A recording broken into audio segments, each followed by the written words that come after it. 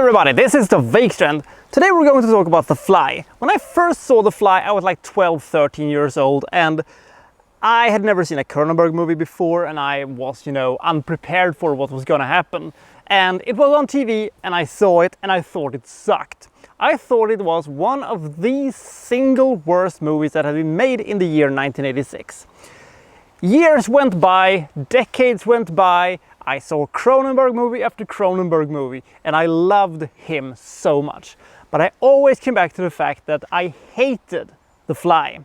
The Fly was, the fly in the milk. It was, the one in 21. It was the movie that Cronenberg made that absolutely sucked, and it didn't have any redeeming qualities to it whatsoever.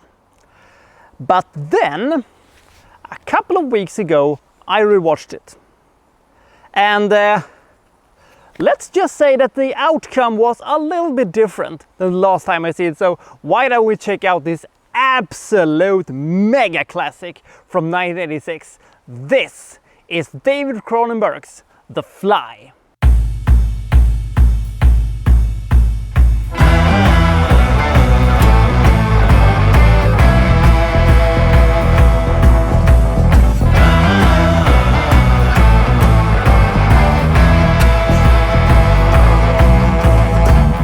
Jeff Goldblum, everybody. His acting career is a little bit unusual because he does show up here from time to time, and he plays some kind of an iconic character, and then he goes away for a while and we don't see him in anything, and then he shows up again a couple of years later and we're discovering, hey, this guy is a lot of fun to watch. Speaking of a lot of fun to watch, rain is coming, motherfucker. In this movie, he's just such a joy to watch. Now, he plays a man who is, this inventor guy, and he has created these pods that, can transport people. And unlike a movie like Existence, where the design of the pods was so ridiculous, you're thinking no one is ever gonna put that in a mass production kind of a thing, because I actually think that the pods look really, really neat. Now, he's going to try to, transport one person from one pod to the other. It's a teleporter, you could say. So far, however, he has been unsuccessful, and he's tearing himself apart because he can't figure out what goes wrong with this one. And he meets this woman played by Gina Davis, who kind of falls in love with this socially awkward, weird guy. Jeff Goldblum playing a socially awkward, weird guy? Say it isn't so. Anyway, he has been able to move objects from one place to another, but he has been unable to do so with living things. The trial run with the baboon goes, as we all know, horribly wrong, and is immortalized in the fantastic movie Galaxy Quest, where they parody the hell out of this one. I love it. Anyway, Goldblum gets a little drunk, and he mixtures with stuff like that, and all of a sudden, poof, it worked. He can't teleport himself from one place to the other. Actually, it was more than great. He feels great after doing this one. This is a whole new experience to him. He actually feels like a new man. Because, in a sort of way, he is a new man. Because he was not alone in the pod. There was a fly there with him. And the fly part slowly starts taking over his body and his mind, and he slowly turns into something new. And let's just say that flies and people are a bit different in a psychological standpoint, you could say. So this is essentially The Fly. This is a David Cronenberg with extra everything. You want body horror? You get plenty of body horror.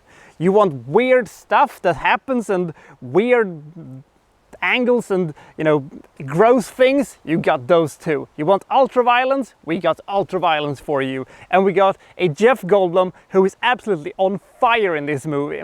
With a relatively small cast of characters and a very, very moderate runtime, this movie is tight as hell, because we never get tired of this movie. It never overstays its welcome, and it gives us enough new stuff all the time that we're kind of curious to what's gonna happen next time. And Jeff Goldblum just seems to enjoy himself so much. Gina Davis is also very good, but apart from that, the rest of the characters are kind of hit and miss. There is nobody that stands out apart from them, but they are also all the people we need in this one. A fair warning though, if you are a woman who is pregnant, or if you have just given birth, do not see this movie, not under any circumstances, because I can't be held responsible for what might happen to you if you actually do that, because even I was a bit... I was actually kind of surprised to know that this is actually a remake from a 1950s movie that I haven't seen. I would like to see it, but I think that this might actually be one of the greatest remakes I've ever seen. Can you think of a better remake, you know, just on top of your head?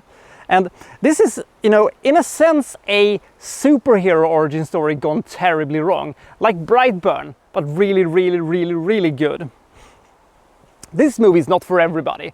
I don't know if I can, you know, classify this totally as a horror movie, or as a sci-fi movie, or as a psychological thriller. And because it kind of switches all the time, and the story about Seth is not your classical movie monster kind of a story. It goes into something else, and the more psychological parts of the story is the thing that I thought was the most fascinating. The movie isn't perfect, and the movie has, you know, parts here and there that doesn't work as well as the other ones, but the things that really works, oh man, they really work. And then of course we have the ending, which is kind of, what the hell? That was a twist I didn't see, but I'm okay with it. This is one of David Cronenberg's best movies, alongside movies like, you know, Naked Lunch and Videodrome, but it cannot quite match the absolute awesomeness that is one of the best movies of the entire 90s. Existence. Should you see this movie? Yes, I would do so, but I wouldn't do that as the first Cronenberg movie you would see. It's difficult to know what movie you should, you know, try to break into when it comes to Cronenberg. This should be, you know, your fourth or fifth movie with Cronenberg, because then you have sort of cracked the code, and then you sort of think, now we're getting here. And then you're getting so much more out of your movie experience. Take it from me, who has actually, you know, experienced this as the first movie and then not watching it for tons of years, and then watching it and realizing I was so wrong. The Fly may not be a scary movie per se, but it is frightening in another sense, because turning into something else is something that feels really scary in some sort of way, and that aspect of the movie really, really brings home in a big way. I'm giving this movie 88 points. It is an absolute 80s classic. If you haven't seen it, you should see it. I haven't seen the sequel, I have not heard anything good from it. And the makeup and the practical effects of this one is truly spellbinding. So I'll see you next time from, well, so-and-so reviewing, well, such and such. Thank you for watching. Thank you very much.